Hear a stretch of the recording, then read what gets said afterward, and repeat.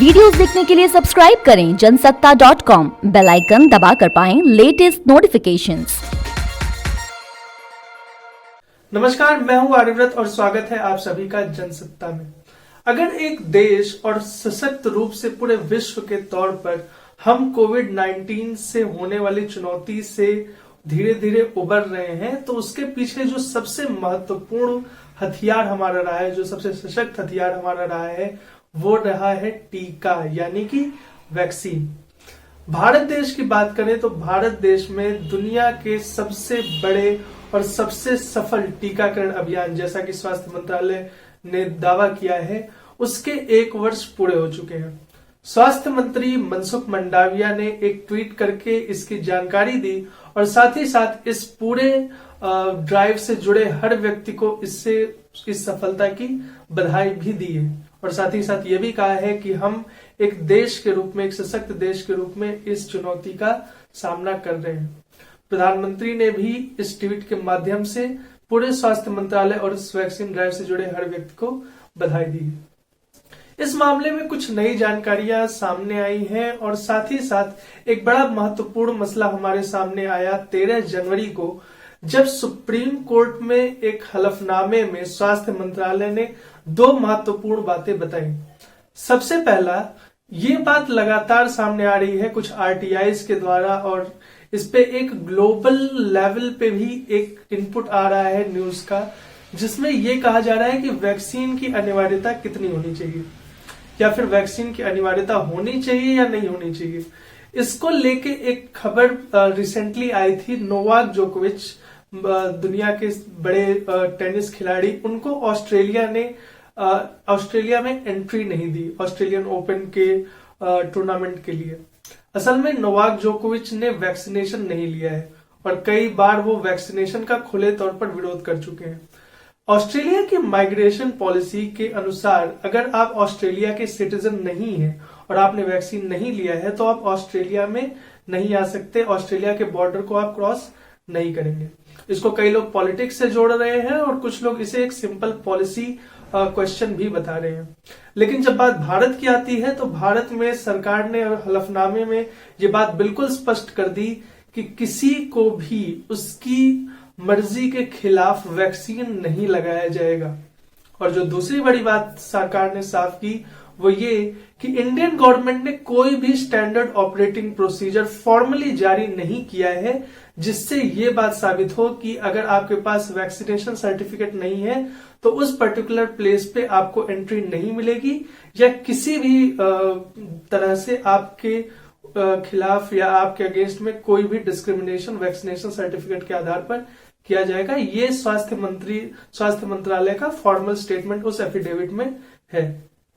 अब 1 वर्ष corona vaccination के पूरे हो चुके हैं तो इस दौरान कुछ तथ्यों पर हम लोग बात कर लेते हैं। तो जो टोटल क्यूमुलेटिव वैक्सीनेशन हुआ है वो स्वास्थ्य मंत्रालय के ऑफिशियल एस्टिमेट्स के हिसाब से 157 करोड़ की संख्या क्यूमुलेटिव वैक्सीनेशन पे पहुंच चुकी है। जो एडल्ट पॉपुलेशन है, जो 18 प्लस की जो पॉपुलेशन जिसे वैक्सीनेशन काफी पहले से लग रहा है, उसमें 92% पॉपुलेशन को पहली डोज मिल चुकी है और 68% पॉपुलेशन कंप्लीटली वैक्सीनेटेड हो चुकी है। इसके अलावा 3 जनवरी को एक नई योजना के तहत 15 से 18 साल की उम्र के बच्चों को भी वैक्सीन दी जानी थी और वो इस योजना में पिछले कुछ ही समय में 48% जो टारगेट पॉपुलेशन थी उससे वैक्सीनेशन दिया जा चुका है। अगर हम लोग स्टेट वाइज आंकड़ों की बात करें तो 5 राज्यों ने नेशनल एवरेज से बेहतर परफॉर्म किया है और इन टॉप 5 राज्यों में गुजरात, तेलंगाना, मध्य प्रदेश, कर्नाटक और हरियाणा का नाम शामिल है। वहीं दूसरी तरफ कुछ ऐसे स्टेट्स भी हैं जिन्होंने नेशनल एवरेज से बुरा परफॉर्म किया है और उन स्टेट्स में झारखंड, पंजाब, आंध्र प्रदेश, उत्तर प्रदेश और बिहार शामिल है। इसके अलावा एक और नई बात सामने आ रही है, वो ये है कि 15 साल से कम उम्र, 12 से 15 साल की उम्र के बच्चों को भी मार्च से वैक्सीनेशन दी जा सकती है। इस पे भी विचार चल रहा है। इसके अलावा एक बड़ा पॉलिसी डिसीजन हमारे सामने आया है, वो बूस्टर डोज यानी कि 3rd डोज की बात की जा रही थी। अब बूस्टर डोज क्या है, इस बार इसको अगर हम लोग जरा सा समझें तो असल में 2 वैक्सीन के बाद कभी कभी इम्यूनिटी वीकन हो जाती है। जो एंटीबॉडीज होती हैं, एंटीबॉडीज की एफिशिएंसी टाइम एंड अगेन धीरे धीरे कहीं ना कहीं स्लो होने लगती है और बॉडी को एक इम्यूनिटी के जैब की जरूरत होती है ताकि उस इम्यूनिटी को दोबारा से रिसर्च किया जा सके, उसे बूस्ट किया जा सके। इस केस में 3rd डोज की जरूरत होती है। सरकार के नए पॉलिसी डिसीजन के हिसाब से फ्रंटलाइन वर्कर्स और जिन्हें कोमॉर्बिडिटीज हैं उन्हें बूस्टर डोज दिया जाना शुरू हो चुका है। इसके अलावा अगर हम लोग वैक्सीन की बात करें तो वैक्सीन में हमारे पास 6 ऐसी वैक्सीन थी जिनको ऑलरेडी गवर्नमेंट से अप्रूवल मिल चुका था, जिसमें कोवैक्सीन जो कि भारत बायोटेक के द्वारा निर्मित है और कोविशील्ड जो कि सीरम इंस्टीट्यूट ऑफ इंडिया की वैक्सीन है। इसके अलावा Russian made Sputnik 5, ZyCoV D, Moderna और जॉनसन जैनसन की वैक्सीन ऑलरेडी अप्रूव थी। लेकिन पिछले ही कुछ समय में हमारे पास 2 नई वैक्सीन भी अप्रूव हुई, जिसमें कोवोवैक्स जो कि इंडियन ओरिजिन की वैक्सीन है और इसके अलावा कोर्बेवैक्स को अप्रूवल मिला है।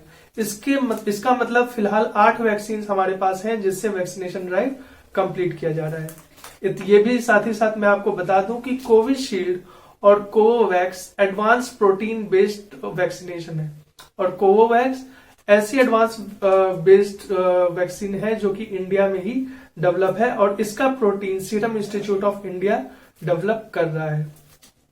वैक्सीन से जुड़ी हर महत्वपूर्ण जानकारी ये कंप्लीट काफी बड़ी इंफॉर्मेशन ड्राइव है। और दूसरी जो बड़ी बात है इस पूरे वैक्सीनेशन ड्राइव में वो ये है कि सरकार ने पूरी तरह से एक इम्पोर्टेंट मशीनरी लगा के दुनिया के सबसे बड़े वैक्सीनेशन ड्राइव को अंजाम दिया है। इस वैक्सीनेशन ड्राइव में आप क्या सोचते हैं हमें कमेंट सेक्शन में लिख के जरूर बताइए।